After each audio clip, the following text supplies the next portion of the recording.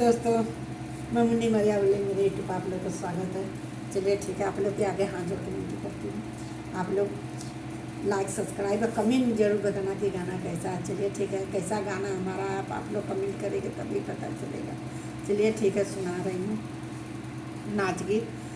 कौन गाजड़िया गाजा दिया सहो मोर राजा बाउराइला।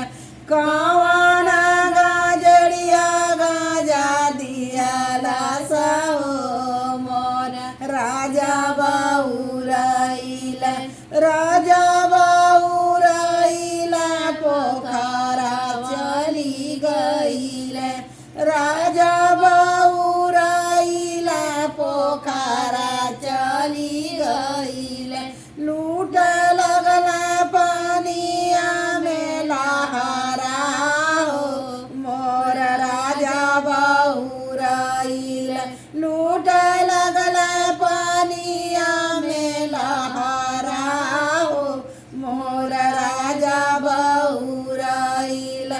कौन गाजड़िया गाजा दिया सहो मोर राजा बाउराइला।